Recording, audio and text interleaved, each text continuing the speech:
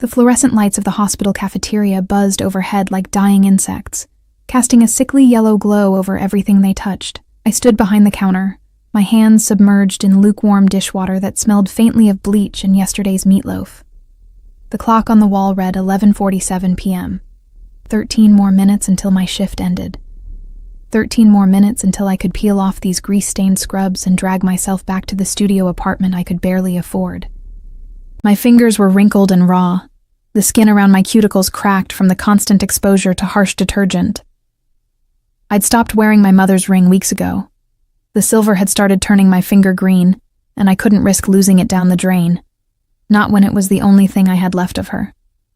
"Emma, table 6 needs clearing," Denise called from the register, not bothering to look up from her phone. She never did. In the 6 months I'd worked here, I'd become part of the furniture, invisible, unremarkable, just another pair of hands to do the work no one else wanted. I dried my hands on my apron and grabbed the gray plastic bin, weaving between tables scattered with the remnants of late-night meals. The cafeteria was nearly empty at this hour, just a handful of exhausted residents and one elderly man who came every night to sit alone with his coffee, staring at nothing. Table 6 was in the far corner, tucked away near the emergency exit. Someone had left their tray, half-eaten pasta congealing in cream sauce, a untouched bread roll, a coffee cup with lipstick stains around the rim. I reached for the tray, my mind already drifting to whether I had enough change for the bus, or if I'd have to walk home again. That's when I smelled it. Not the antiseptic sharpness that permeated every corner of St. Catherine's Hospital. Not the competing odors of cafeteria food and cleaning supplies. This was different. Expensive. A cologne that probably cost more than my monthly rent. Something dark and woody with undertones of bergamot and leather. The kind of scent that belonged in boardrooms and private clubs, not a hospital cafeteria at midnight. I turned, the tray still in my hands, and found myself looking directly at a man's chest. A very well-dressed chest, clad in a charcoal suit that fit like it had been sewn onto his body by someone who understood exactly how fabric should drape over muscle and bone. My gaze traveled upward. Crisp white shirt, no tie, the top 2 buttons undone in a way that seemed both careless and calculated. A jaw that could have been carved from marble. Lips that quirked slightly at one corner, as if he found something amusing about my obvious scrutiny. And then his eyes. Dark. Nearly black in the harsh cafeteria lighting, framed by lashes that were almost obscenely thick for a man. Those eyes were studying me with an intensity that made my breath catch in my throat, like I was a puzzle he was determined to solve. He was young, late 20s, maybe 30, with the kind of devastating good looks that didn't seem quite real, the kind of face that belonged on magazine covers or movie screens, not standing in front of me while I clutched a tray of dirty dishes like a shield. "I'm sorry," I stammered, taking a step back and nearly tripping over my own feet. The tray wobbled dangerously. "I didn't see you there. Did you need something? The kitchen's about to close, but I can probably—" "You're bleeding." His voice was low, quiet, but it cut through my rambling like a blade through silk. Smooth, with an accent I couldn't quite place, something European layered beneath perfect English. I looked down at my hands. Sure enough, a thin line of blood was welling up from a cut on my index finger. I must have caught it on something sharp in the dishwater. I hadn't even felt it. "Oh, it's nothing really. Just a small cut. Happens all the time." I set the tray down on the nearest table, fumbling for the napkins dispenser. My hands were shaking, though I couldn't have said why. There was something about the way he was looking at me, not with pity or concern, but with something far more unsettling.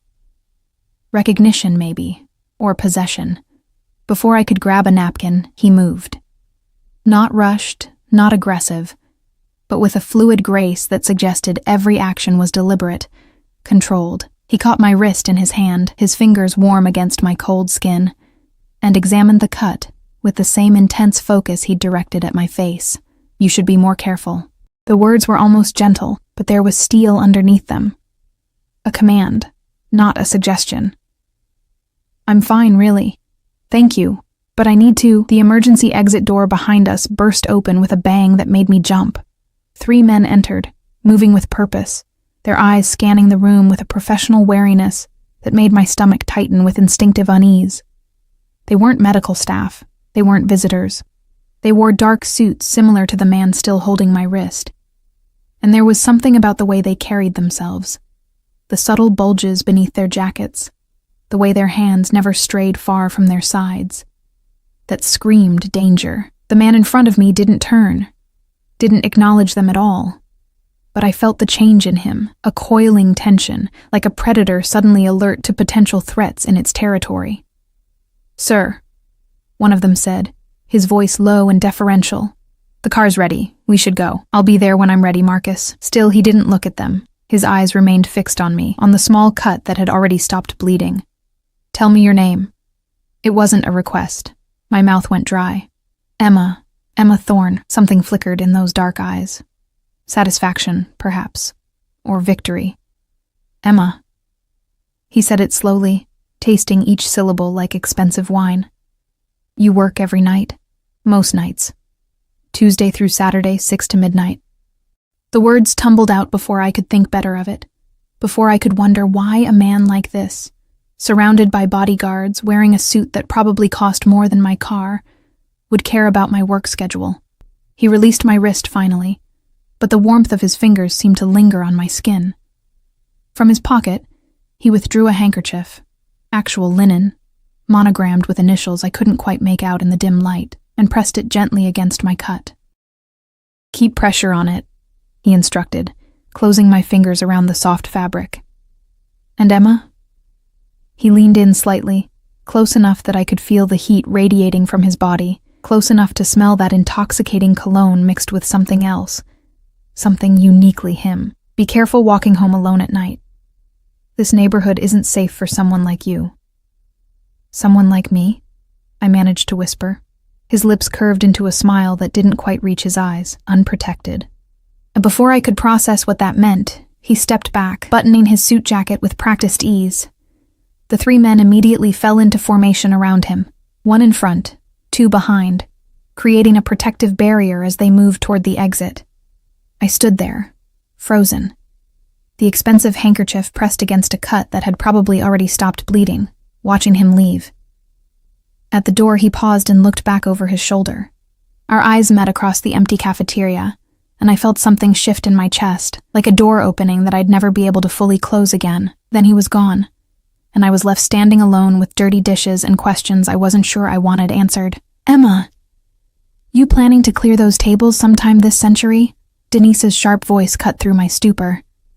I shook myself, shoving the handkerchief into my pocket and grabbing the tray with hands that still trembled slightly. As I worked through the rest of my shift on autopilot, washing dishes and wiping down tables, I kept catching whiffs of that cologne clinging to my skin, kept feeling the phantom warmth of his fingers around my wrist.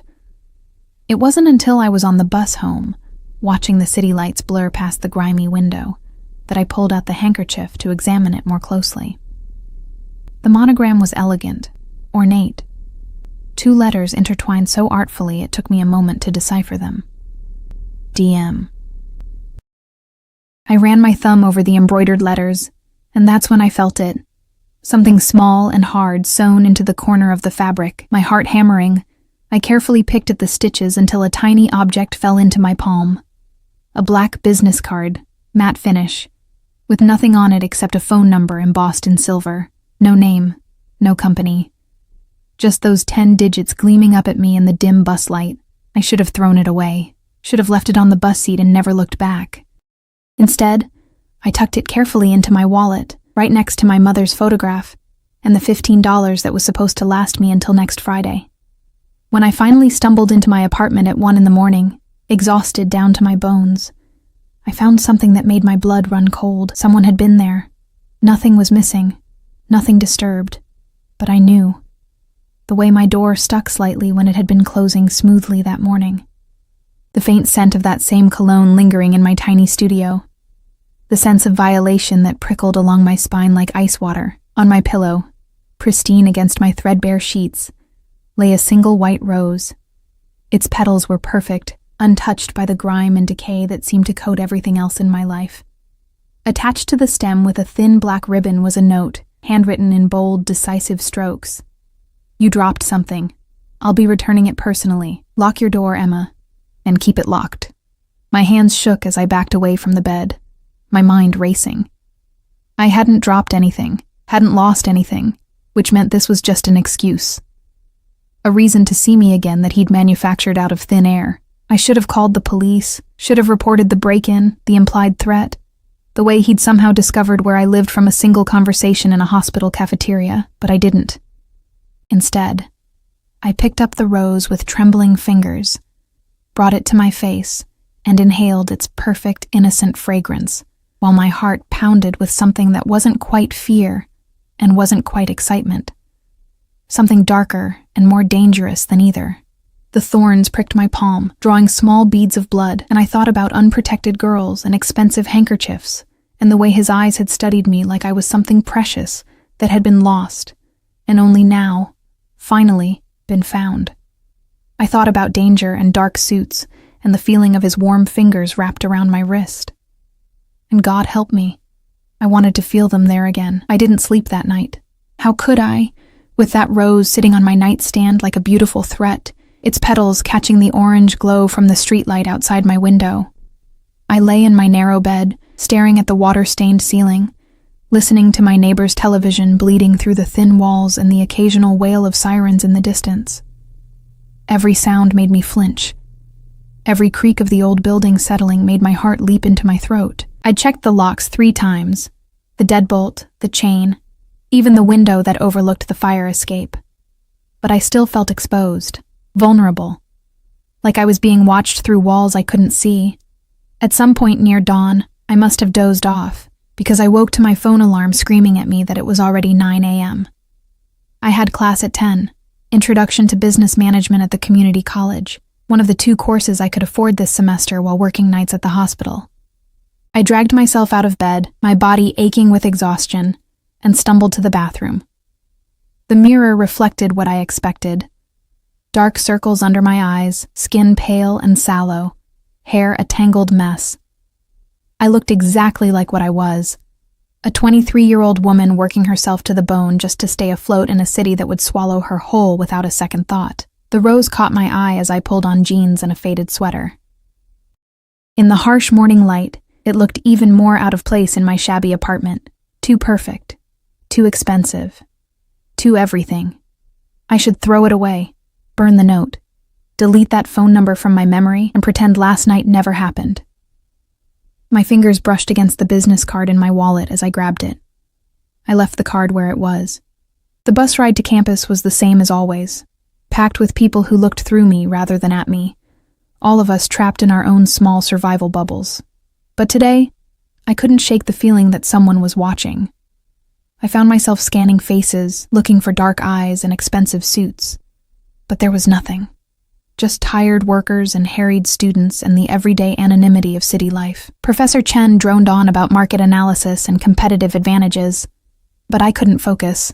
My notes were a mess of half-finished sentences and unconscious doodles, thorns and roses and initials I didn't remember writing, DM over and over in the margins, like my hand was trying to solve a puzzle my brain refused to acknowledge. Ms. Thorne, perhaps you'd like to share your thoughts on vertical integration. I looked up to find the entire class staring at me, Professor Chen's eyebrows raised in expectation. Heat flooded my face. I'm sorry, I didn't... My phone buzzed in my pocket, once, twice, 3 times in rapid succession. Phones off in class, Ms. Thorne. You know the rules. Professor Chen's voice was sharp with disapproval. See me after class. The lecture crawled by with agonizing slowness. When it finally ended and the other students filed out, I approached the professor's desk with dread pooling in my stomach. I couldn't afford to fail this class, couldn't afford to lose the fragile academic standing that was my only hope of eventually getting a better job, a better life. Emma? Professor Chen's voice softened slightly as she removed her glasses. Is everything all right? This isn't like you. You're usually one of my best students. I'm fine. Just didn't sleep well. It won't happen again. She studied me with the same kind of intensity that man DM had used last night, but hers was maternal concern rather than predatory interest. You look exhausted. Are you working too many hours at that hospital job? I have to work. The bills don't pay themselves. I understand, but your education should be your priority. If you need resources, the college has programs. I'm fine, I repeated, perhaps more sharply than I intended. Really, thank you for your concern, Professor. Outside, I finally checked my phone. 3 messages from a number I didn't recognize, but somehow knew exactly who it was. Did you sleep well, Emma? You should eat breakfast. You look like you skipped too many meals. I'm having your door replaced today. The lock is a joke. Anyone could get in. My hands went numb. The phone nearly slipped from my grip. He was watching me. Right now, had to be. How else would he know I looked tired, that I'd skipped breakfast, that I was even awake? I spun around, scanning the campus quad with wild eyes. Students lounged on the grass, taking advantage of the unseasonably warm November day. A food truck dispensed coffee and bagels to a short line, nothing unusual. No one paying attention to me, but then I saw it. A black SUV parked across the street. Windows tinted so dark they reflected the morning sun like obsidian mirrors. It hadn't been there when I'd arrived. I was certain of it. My phone buzzed again. Don't look so frightened, Emma. I'm simply ensuring you're safe. This neighborhood has a crime rate 40% higher than the city average. Did you know that? I typed back with shaking fingers. Who are you? What do you want from me? The response came immediately. You'll know soon enough. Go to class. Learn something useful. And Emma, don't skip lunch. There's a sandwich shop 2 blocks north, Antonio's. Order the grilled chicken. It's fresh today. My treat. Before I could respond, another message arrived. A screenshot of a mobile payment confirmation. He'd just sent $200 to my Venmo account with the note, "For necessities." I should have sent it back, should have blocked the number and reported him for stalking. Instead, I stood there in the middle of campus, staring at that money like it was both salvation and damnation, because $200 meant I could actually buy groceries instead of living on ramen and cereal. It meant I could pay the electric bill that was already 2 weeks overdue. It meant breathing room in a life that had become one long, suffocating panic about survival, but it also meant I was accepting something from him, becoming entangled, taking the first step into a web I might never escape. My stomach growled, loud enough that a passing student glanced at me with amusement. I hadn't eaten since yesterday's lunch, a bag of chips from the hospital vending machine. I walked to Antonio's. The sandwich shop was small and surprisingly clean, wedged between a laundromat and a convenience store with barred windows. The owner, a round man with flour on his apron and a smile that crinkled his eyes, greeted me like I was an expected guest. "Ah, you must be Emma. Your order's already being prepared. Please, sit. I didn't call ahead. No need.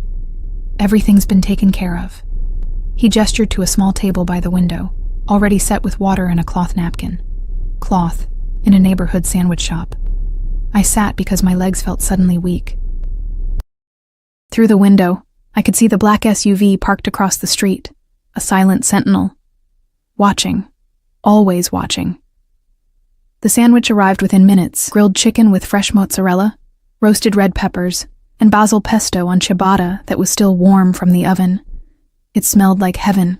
My mouth watered despite the knot of anxiety in my stomach. Eat, Antonio urged, setting down a small cup of tomato bisque. You're too skinny. A strong wind would blow you away. The first bite was transcendent. I hadn't realized how hungry I was, how long it had been since I'd eaten something that wasn't prepackaged or reheated. I devoured half the sandwich before I could even think about what I was doing, accepting his charity, letting myself be taken care of by a man who'd broken into my apartment and was currently having me surveilled. My phone buzzed. I didn't want to look, but I couldn't help myself. Better. But eat the soup, too. You need the calories. I set down the sandwich, my appetite suddenly gone. He's watching me right now, I said to the empty shop. Antonio had disappeared into the back. Always. Get used to it. Why? I typed furiously. Why me? I'm nobody. I have nothing you could possibly want. The response took longer this time. Long enough that I'd almost given up on getting one. Long enough that I'd started eating the soup, which was, infuriatingly, the best tomato bisque I'd ever tasted. You have everything I want, Emma. You just don't know it yet. Finish your lunch. A car will pick you up after your evening class. Don't argue. Don't refuse. Just get in.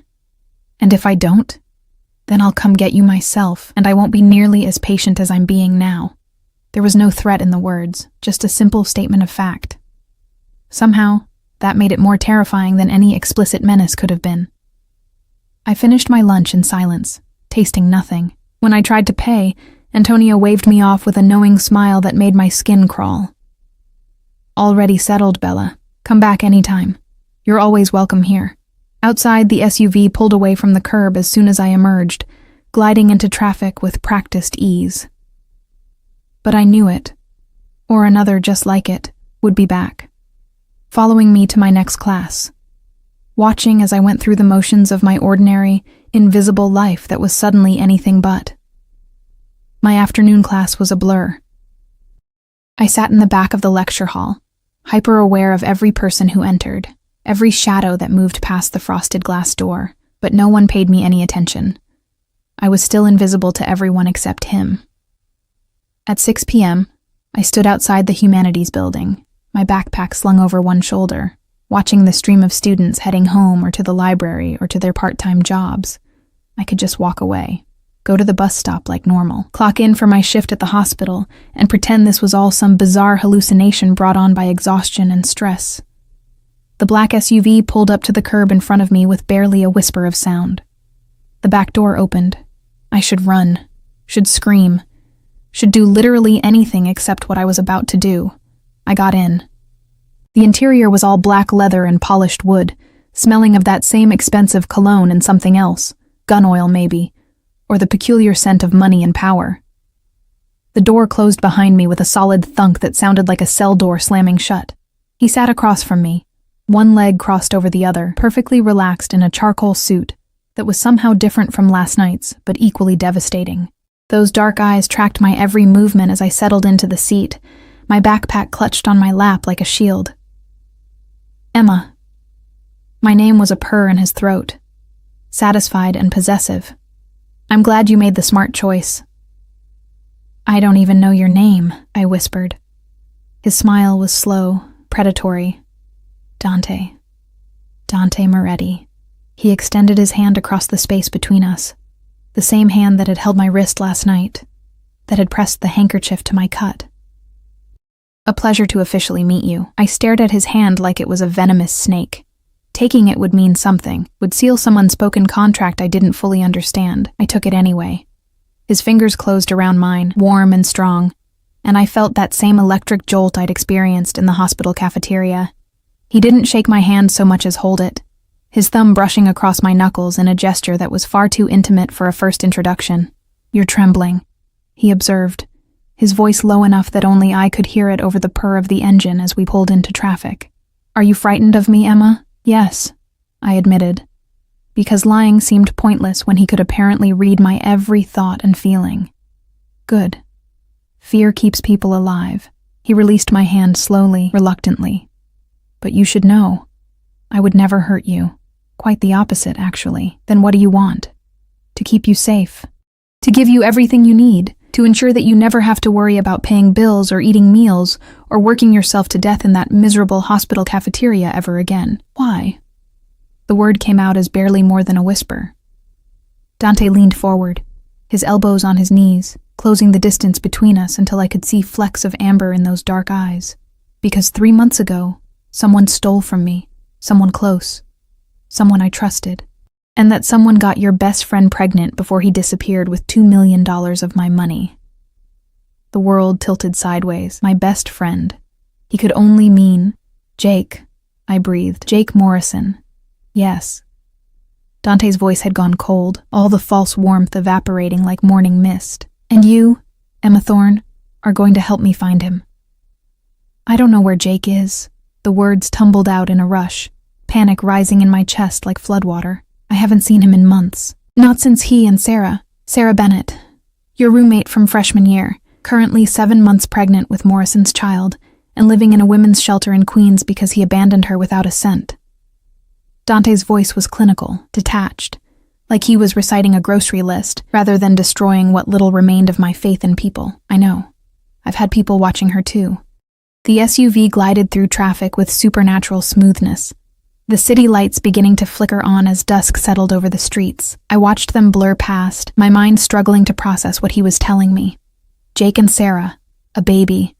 Jake stealing $2 million. None of it made sense. Jake worked in IT, I said stupidly. He fixed computers. He worked in IT for one of my subsidiary companies, had access to certain financial systems, got greedy. Dante pulled out his phone, swiped through it with practiced efficiency, then turned the screen toward me. Recognize this? The photo showed Jake at what looked like a private poker game, cards in hand, chips stacked in front of him, but it was the expression on his face that made my stomach turn, the wild gleam in his eyes, the manic grin. This wasn't the sweet, goofy guy who'd tutored me in statistics and brought Sarah flowers every Friday. This was someone else entirely, someone desperate and dangerous. He had a gambling problem, Dante continued, pocketing his phone. Started small, sports betting, online casinos. Then he found the high-stakes games, lost more than he could ever hope to repay. So he made a choice, steal from me or let the people he owed money to kill him. He chose poorly. And Sarah? My voice cracked on her name. What does she have to do with any of this? Nothing. She's an innocent victim. Like you. His eyes softened fractionally, which is why I'm going to take care of both of you. I'm not a victim. I'm not anything. I barely even talk to Jake anymore. We were friends in college, but after he and Sarah got together, we just drifted. I can't help you find him. You're wrong. Dante reached across the space between us, his fingers catching my chin and tilting my face up to meet his gaze. The touch was gentle, but utterly unyielding, and I felt my breath catch in my throat. Jake trusts you. If he's going to contact anyone, it'll be you or Sarah. And since Sarah's phone is tapped and she's under 24-hour surveillance, that leaves you. He won't contact me. Why would he? Because 3 days ago, your mother's medical bills were suddenly paid in full. Every last cent. The hospital called you yesterday to inform you, but you haven't checked your voicemail yet. His thumb brushed along my jawline, a possessive gesture that made heat pool low in my belly despite my fear. That was Jake. Guilt money. Which means he's been watching you. Which means he'll reach out soon. I jerked back from his touch, my mind reeling. My mother's bills. The tens of thousands of dollars in debt from her cancer treatment. The collections notices that had been piling up since she died 6 months ago. The constant phone calls from agencies demanding money I didn't have. Gone? How do you know that? How do you know any of this? Because I know everything about you, Emma. His voice dropped to barely more than a whisper, intimate and terrifying. I know you take the 47 bus to work because you sold your car to pay for your mother's funeral. I know you're lactose intolerant, but you still eat ice cream when you're sad because it was your mother's favorite. I know you have a scar on your left knee from falling off your bike when you were 9. I know you cry in the shower so your neighbors won't hear. I know you're drowning, and I'm offering you a lifeline. Tears burned behind my eyes. What kind of lifeline comes with surveillance and threats? The kind that keeps you alive. The SUV slowed, and I realized we were pulling into an underground parking garage, not the hospital, not my apartment. Somewhere else entirely. Jake stole from me, Emma. That means certain people in my organization want him dead, want everyone connected to him dead. The only reason you and Sarah are still breathing is because I've claimed you both as mine, as my responsibility, my property. Property? The word came out sharp, angry. I'm not a thing you can own. In my world, you are exactly that. The vehicle stopped, the engine cutting off, plunging us into sudden silence broken only by the sound of my ragged breathing. But I'm a generous owner. You'll have everything you need: protection, money, a life without fear or struggle. All you have to do is stay close and tell me the moment Jake makes contact. And if I refuse? Dante's expression didn't change, but something shifted in the air between us. Something cold and merciless that reminded me exactly what he was. Not a savior. Not a benefactor. A mafia boss who'd built his empire on violence and fear. Then I remove my protection, and there are at least 5 people in my organization who would happily remedy that situation within the hour. Your body would wash up in the East River by morning, and no one would even notice you were gone." He leaned in close enough that I could feel his breath against my cheek. "Is that what you want, Emma, to disappear? To become just another statistic in a city that's already forgotten you exist?" "No," I whispered, hating how small my voice sounded, hating the tears that finally spilled down my cheeks, hating him for being right, that I was invisible, forgettable, alone in a world that wouldn't mourn my passing. "Then stay close." His fingers caught one of my tears, wiping it away with surprising gentleness. "Let me take care of you. Let me give you the life you deserve. All you have to do is trust me. I don't even know you. You will." He opened his door and stepped out, then turned back to offer me his hand. "Come. There's someone I want you to meet." I stared at that extended hand. Perfectly manicured, strong, connected to a man who could order my death as easily as he'd ordered my lunch. Every instinct screamed at me to run. But where would I go? Back to my crumbling apartment with its inadequate locks. Back to the hospital where I was nothing more than invisible hands washing dishes. Back to a life of slow suffocation and grinding poverty. I took his hand. He pulled me from the SUV with easy strength, steadying me when I stumbled on legs that felt like water. We were in a private garage, immaculately clean, housing a collection of vehicles that probably cost more than my entire neighborhood. Two of the men from last night, Marcus and another whose name I didn't know, flanked us immediately, their eyes constantly scanning for threats. Dante kept my hand in his as he led me to an elevator, his grip firm, but not painful. Possessive. Like I was something precious he'd finally acquired and had no intention of letting go. "Where are we?" I managed to ask as the elevator doors slid shut, enclosing us in a small space that smelled like leather and his cologne. "My home. Well, one of them. I have several." He pressed the button for the penthouse, and the elevator began its smooth ascent. "You'll be staying here from now on." "What?" "No. I have an apartment. I have a job. I have nothing." His voice was flat, final. "You have nothing, Emma. No family, no real friends, no prospects. Just debt and exhaustion and a slow march toward an early grave." His free hand came up to cup my face, forcing me to meet his eyes. "I'm giving you a chance to live instead of merely survive. Take it." The elevator opened directly into a penthouse that stole what little breath I had left. Floor-to-ceiling windows overlooked the glittering city sprawl, modern furniture in shades of cream and charcoal.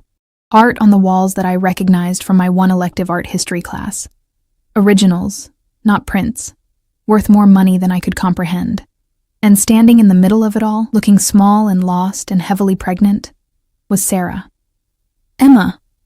She rushed toward me, or rather waddled as fast as her condition would allow, tears streaming down her face.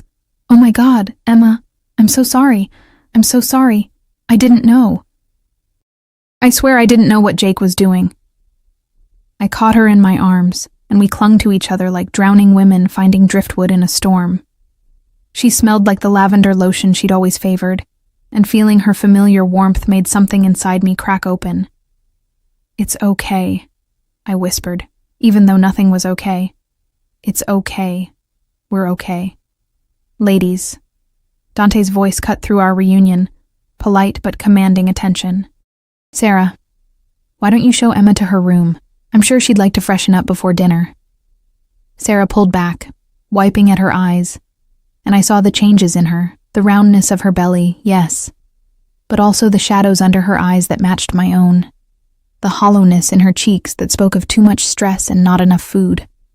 But there was something else too, expensive maternity clothes, a glow to her skin that came from proper vitamins and health care. A diamond bracelet on her wrist that caught the light. Gifts or shackles. Maybe both. "Come on," she said softly, taking my hand. "Your room's next to mine." I let her lead me down a hallway lined with more expensive art, my mind still struggling to process everything. My room turned out to be larger than my entire studio apartment, with a king-sized bed dressed in silk sheets, a private bathroom with a soaking tub, and a walk-in closet already filled with clothes in exactly my size. "He had them brought in this afternoon," Sarah explained, seeing my expression. "He's very thorough." "Sarah, what the hell is going on? How long have you been here? 2 weeks. She sank onto the bed with a grateful sigh, one hand rubbing her swollen belly. After Jake disappeared, I couldn't pay rent. Got evicted. Ended up at the shelter. Then Dante showed up one day with doctors and lawyers and told me I had 2 choices. Accept his protection, or take my chances on the street. Her eyes met mine, frightened and resigned. I chose to live. For the baby. Does he hurt you? No. God, no. He barely even speaks to me except to ask if I need anything. The doctor comes twice a week to check on the baby. I have everything I could want except freedom. She laughed, but it was a brittle sound. I'm a bird in a gilded cage, Emma. And now you are too. I walked to the window, pressing my palms against the cold glass, staring down at the city far below. From up here, the streets where I'd struggled and suffered looked like a toy model, unreal and distant.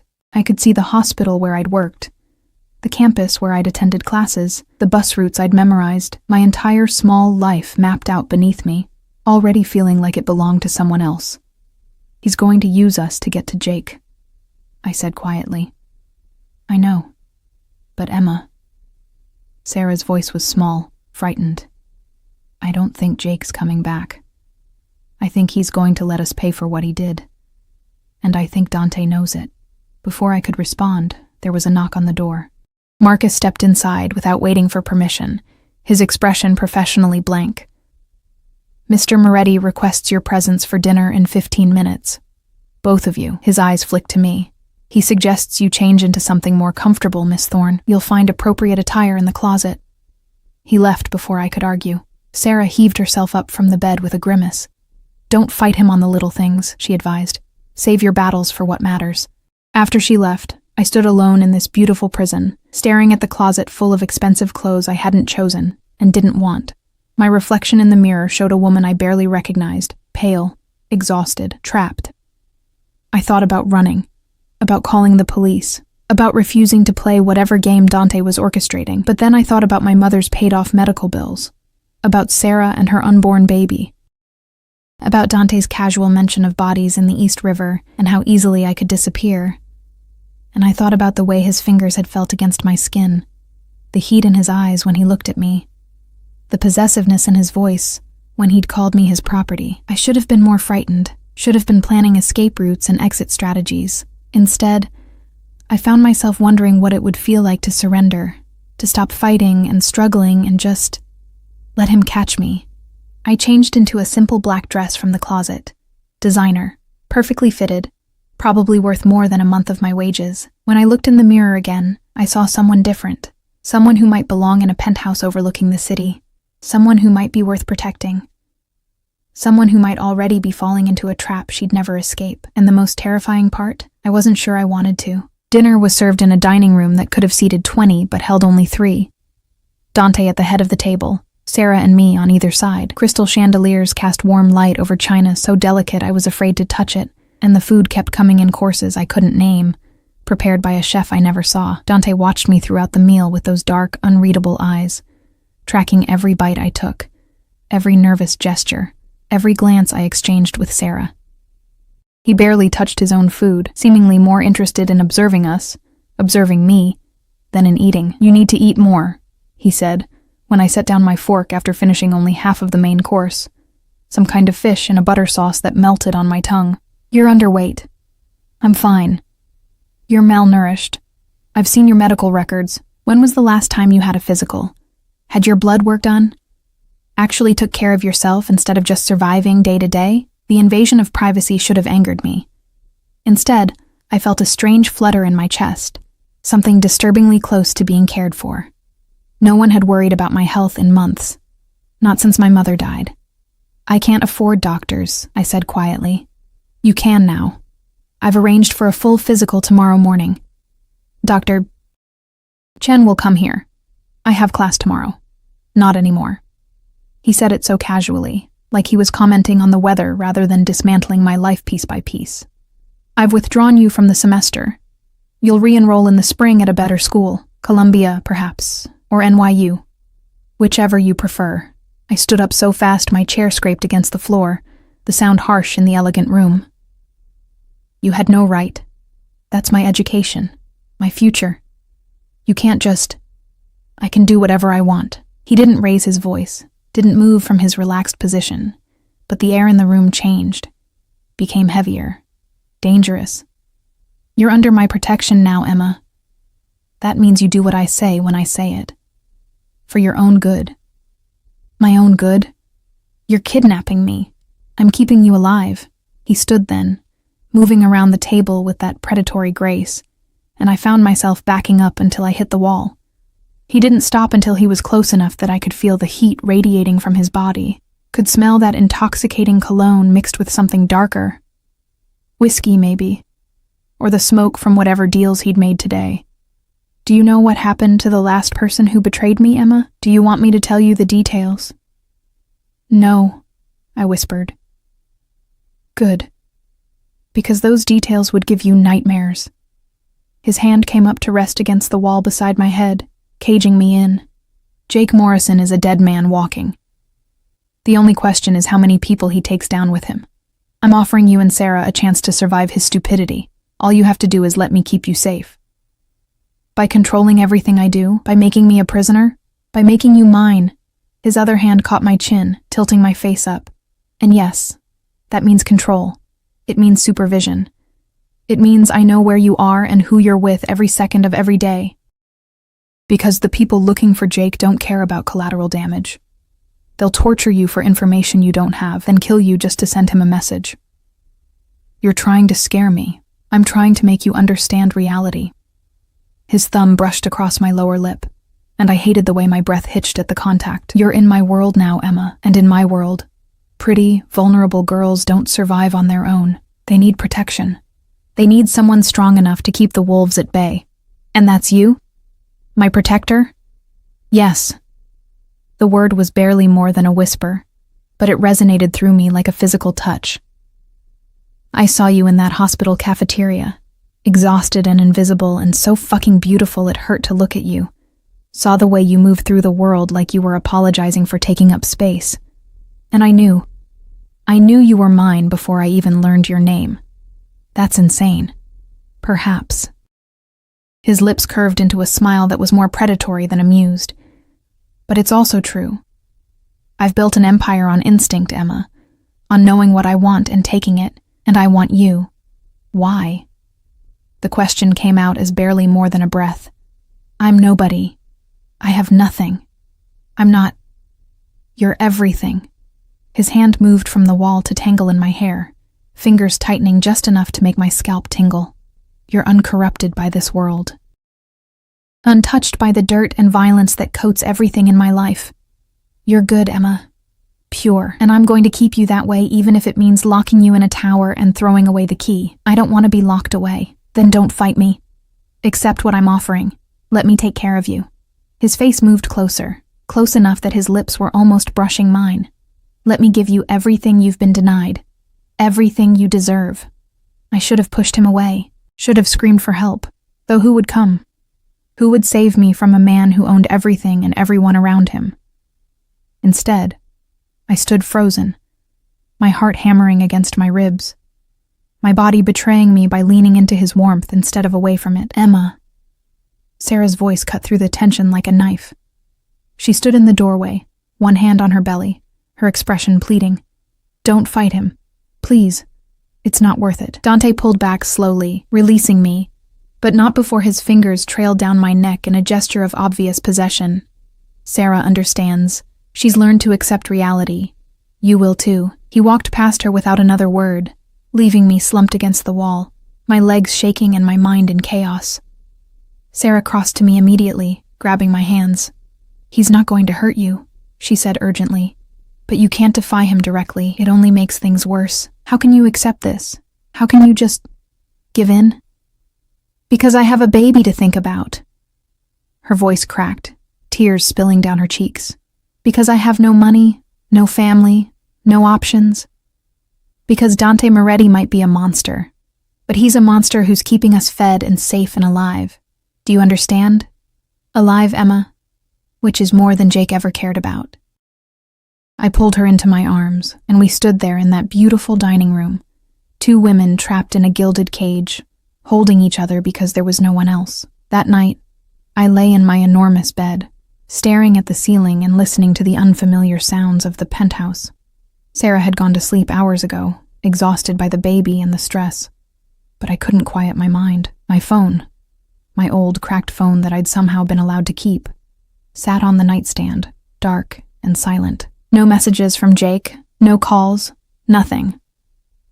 Around 2 a.m. I heard it.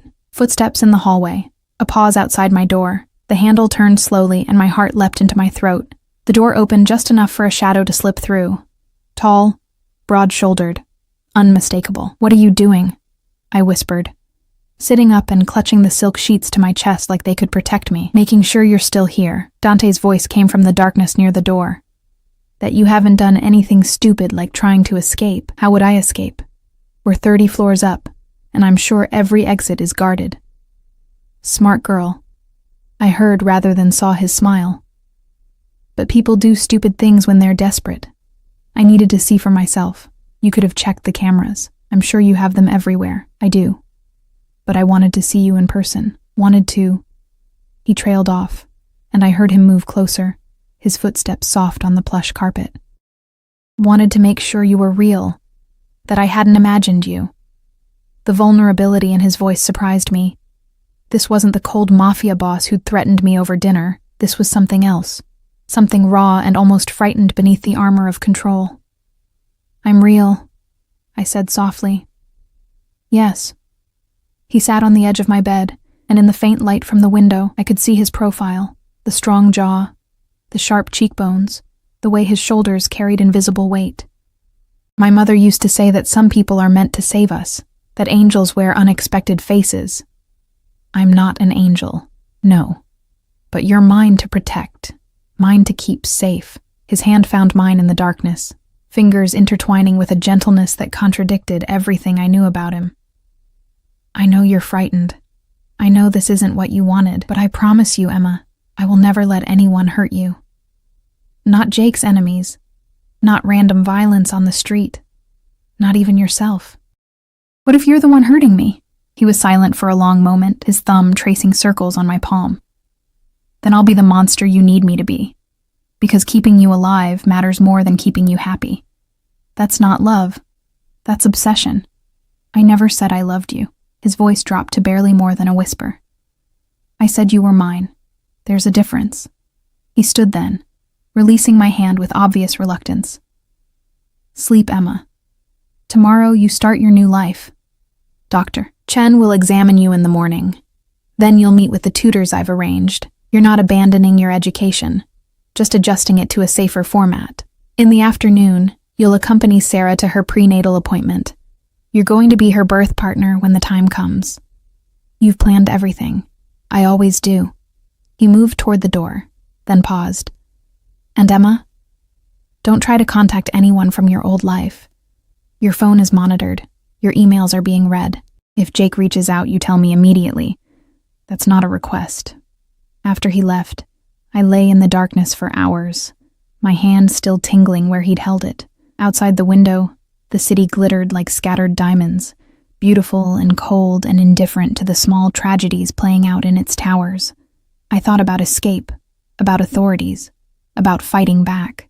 But I also thought about Sarah and her baby, about Dante's casual mention of bodies in the river, about the warmth of his hand and the hunger in his eyes, and the terrifying possibility that some part of me, some damaged, desperate part, wanted to be claimed by someone who saw me, really saw me, even if that someone was a monster.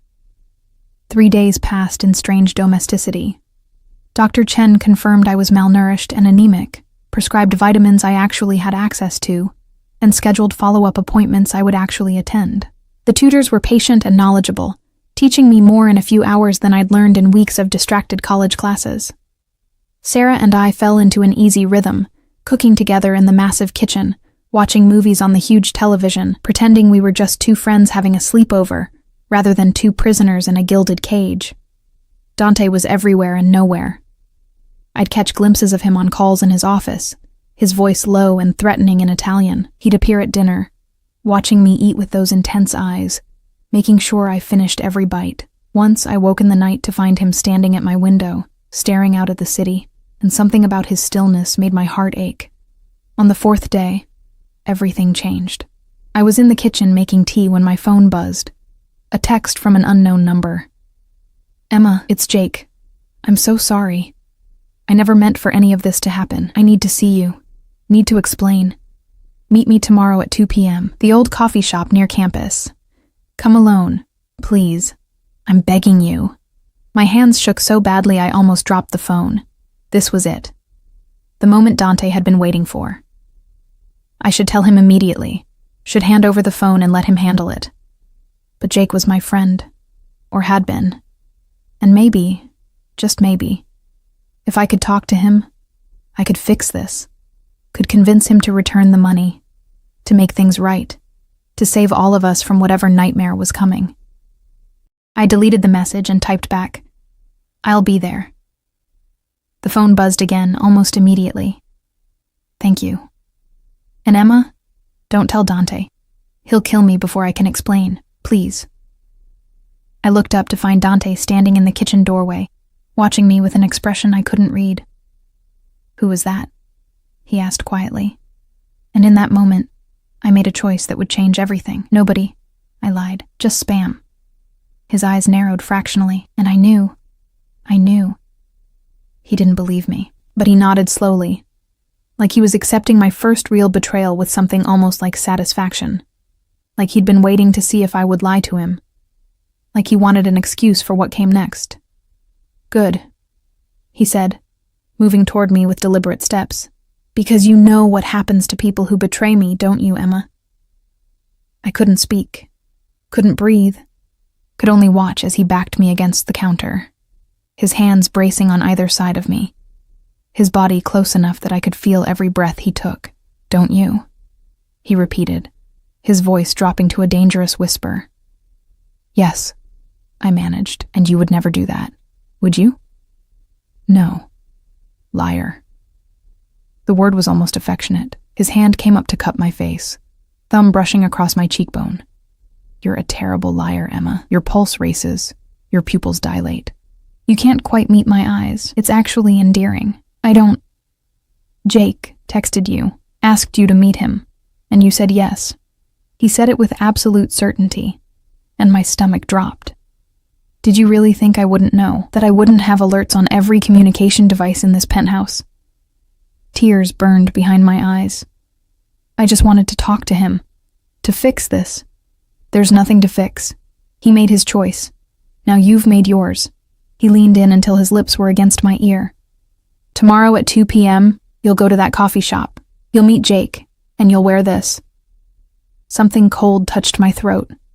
A necklace settling against my skin, delicate chain, small pendant. I looked down to see a tiny diamond glittering between my collarbones. "It's beautiful," I whispered stupidly. "It's a tracker, and a listening device, and a panic button." His fingers fastened the clasp at my nape with practiced ease. "You'll go to Jake. You'll listen to whatever pathetic excuses he has, and you'll stay close to him, because I'll be listening. I'll be watching. And the moment, the very second, he threatens you or tries to take you away, I'll put a bullet between his eyes. No. Dante, please. He's a dead man, Emma. Has been since the moment he stole from me. The only question is whether you survive his stupidity." His hands gripped my shoulders, hard enough to bruise. "So here's what's going to happen. You're going to be my bait, my beautiful, innocent bait. And when Jake reveals where he's been hiding, who he's been working with, what his plan is, I'm going to end him. Understand?" I nodded, tears finally spilling down my cheeks. "Good girl." He kissed my forehead, a gesture so tender it made my heart crack. "Don't worry, I'll keep you safe. That's what I do. I keep what's mine." He left me there, shaking and crying, the necklace heavy around my throat like a collar, like a leash, like a promise that I would never, ever be free. The coffee shop looked exactly as I remembered. Faded brick exterior, mismatched furniture visible through steamed windows, the perpetual smell of burnt espresso and old books. I'd spent countless hours here during my freshman year. studying with Sarah and Jake, believing the world was full of possibilities instead of traps. That girl felt like someone else entirely. I sat at a corner table, my hands wrapped around a latte I couldn't taste, the necklace heavy against my collarbone. Every instinct screamed at me to run, but where would I go? Dante's men were everywhere. I'd spotted at least 3 on my walk from the SUV that had dropped me off 2 blocks away. The driver, Marcus, had given me explicit instructions. Stay visible, keep the necklace on, don't leave with Jake under any circumstances. As if I needed the reminder. As if I could forget the way Dante had looked at me this morning before I left. His dark eyes burning with something between possession and worry. His fingers lingering on my face like he was memorizing every detail in case it was the last time he saw me. Stay close, he'd murmured against my temple, and come back to me. Not a request, a command. But his voice had held something raw beneath the authority, something that sounded dangerously close to fear. The bell above the door chimed, and Jake walked in. I barely recognized him. The confident, easygoing guy I'd known had been replaced by someone gaunt and hollow-eyed, his clothes hanging loose on a frame that had lost too much weight too fast. He scanned the room with jerky, paranoid movements before his eyes found mine. The relief that flooded his face made my chest ache. Emma. He slid into the seat across from me, reaching for my hands. I pulled them back, and hurt flickered across his features. I know you hate me. You should. But I needed to see you. Needed to explain. Explain what? How you stole $2 million from the Mafia? How you got Sarah pregnant and then abandoned her? How you've put everyone you supposedly cared about in danger. My voice was low but sharp, cutting through the ambient noise of the coffee shop. It wasn't supposed to happen like this. I was going to pay it back, I swear. The gambling. I thought I could win it back. Thought I could fix everything before anyone noticed. But it all went wrong so fast. He ran shaking hands through his hair, and I saw the tremor in his fingers, the wild edge to his eyes. They're going to kill me, Emma. Moretti's people. They've already killed 2 guys I worked with. I'm next. Then give the money back. Turn yourself in. Let Dante... Dante? Jake's eyes sharpened with sudden focus. You're calling him Dante? Jesus Christ, Emma, what has he done to you? I touched the necklace reflexively, and Jake's gaze followed the movement. His face went pale. You're wearing his jewelry. He leaned back, something like horror dawning in his expression. He's claimed you, hasn't he? Made you his. Oh God, Emma, I'm so sorry. I never meant... What did you mean then? What was your plan, Jake? I was going to disappear. Change my name. Start over somewhere Moretti couldn't find me. But I couldn't leave without seeing you one more time. Without making sure you were okay. His hand shot across the table, grabbing mine before I could pull away. Come with me. Right now. I have a car 2 blocks from here. We can be across the state line in 3 hours. Mexico by tomorrow. He can't chase us forever. And Sarah? Your baby? Guilt flashed across his face, quickly buried. Sarah made her choice. She's safer with Moretti's protection than she would be on the run with me. You're a coward. The words came out flat, factual. You're willing to let her raise your child alone while you run away from your mistakes. I'm willing to survive. That's more than most people who cross Dante Moretti can say. His grip tightened painfully on my hand. Please, Emma. I'm begging you. Come with me. I can't lose you too. You're the only good thing I have left. I looked at him, really looked at him, and saw the truth beneath the desperate words. He didn't love me. He'd never loved me. I was just another escape route, another tool to ease his conscience, another thing he could take because he'd already lost everything else. No, I said quietly. Emma. I said no, Jake. I pulled my hand free, standing up. You made your choices. Now you get to live with the consequences. He'll kill me. Jake's voice rose, drawing looks from other patrons. Is that what you want? My blood on your hands? My hands are already dirty. I picked up my purse, my legs surprisingly steady considering how my heart was racing. Goodbye, Jake. I made it 3 steps before his hand locked around my wrist, yanking me back hard enough that I stumbled. His face was twisted with panic and rage, all pretense of the friend I'd known completely gone. "You're not leaving. You're going to help me whether you want to or not.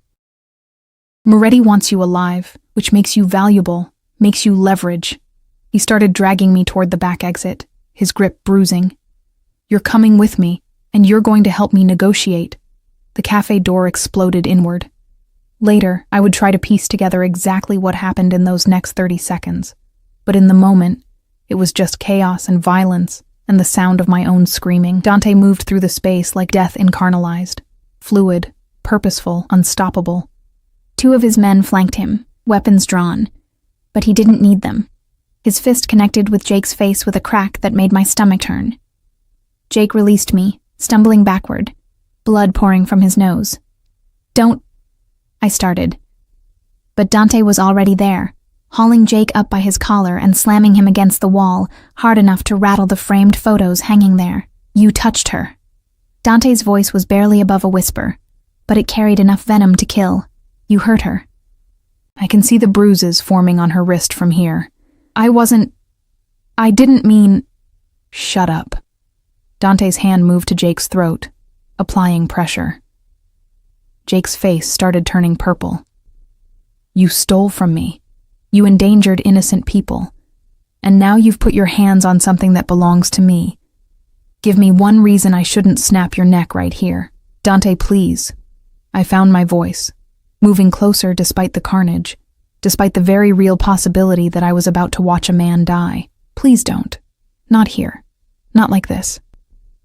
His eyes flicked to me, and what I saw there made my breath catch.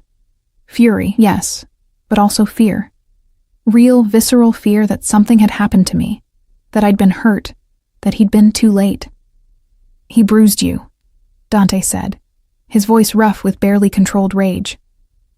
"He put his hands on you with intent to harm, to take you from me. But he didn't. I'm fine. I'm here. I'm safe." I stepped closer, close enough to touch his arm. "Please. Let the law handle him.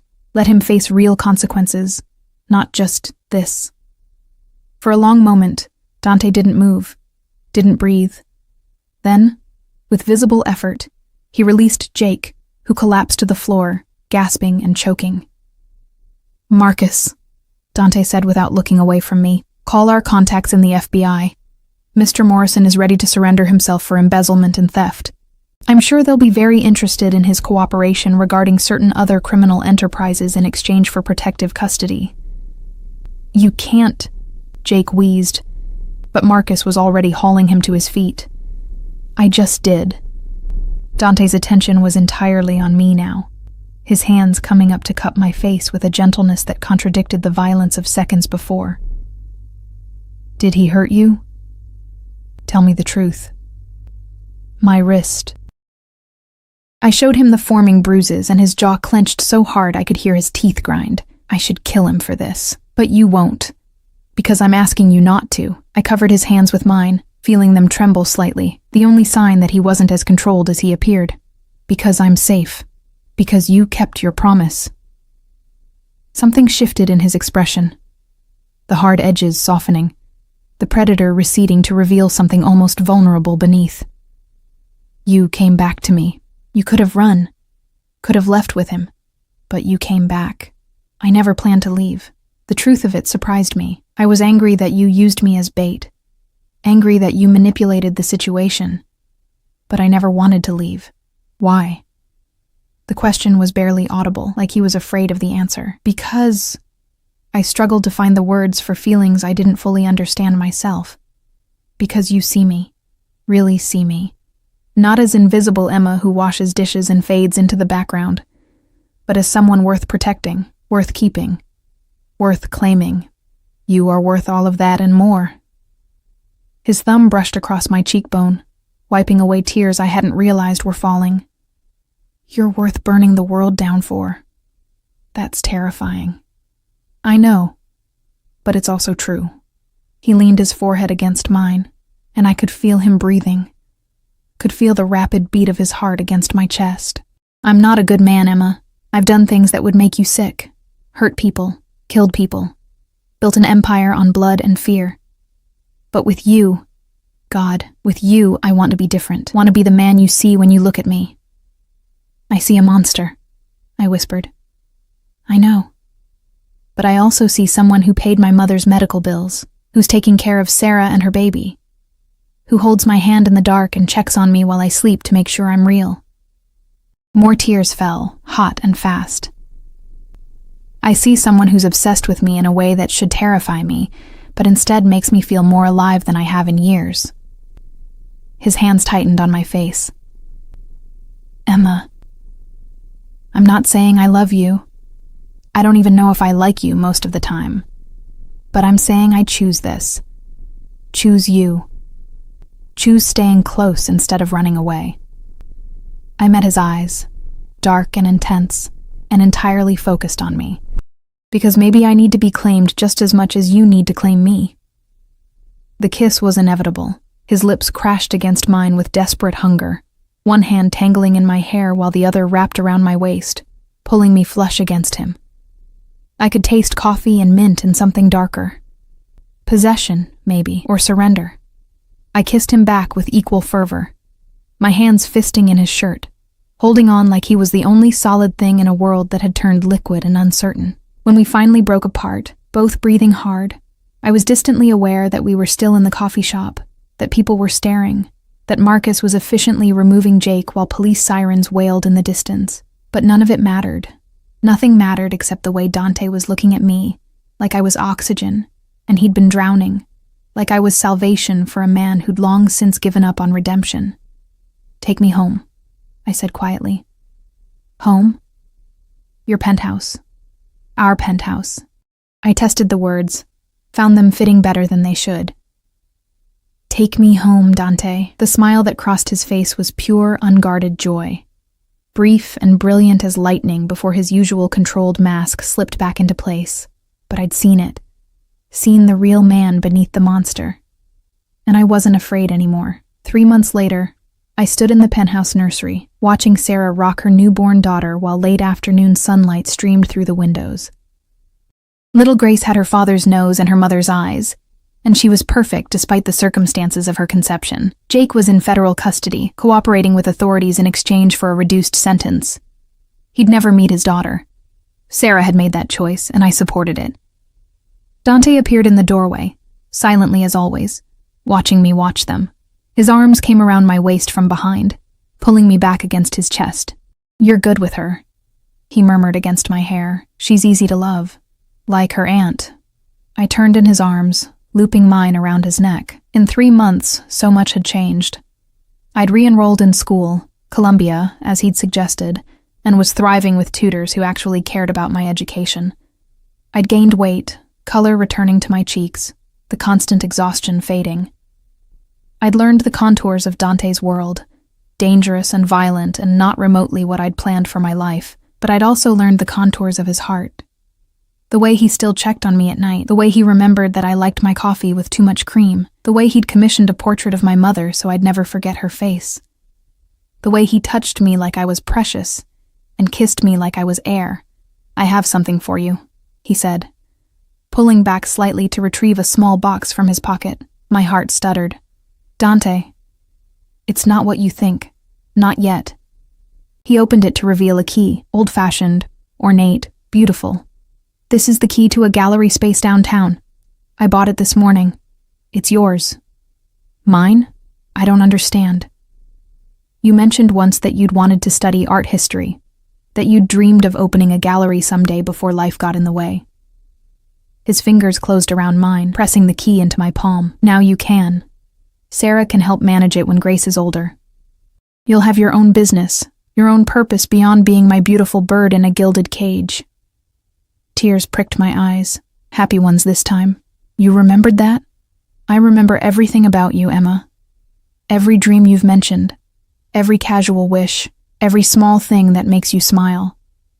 He cupped my face, his expression intense. I know I've taken your freedom. I know I've controlled and manipulated and forced you into this life, but I'm trying. God, I'm trying to give you reasons to choose to stay beyond fear or obligation.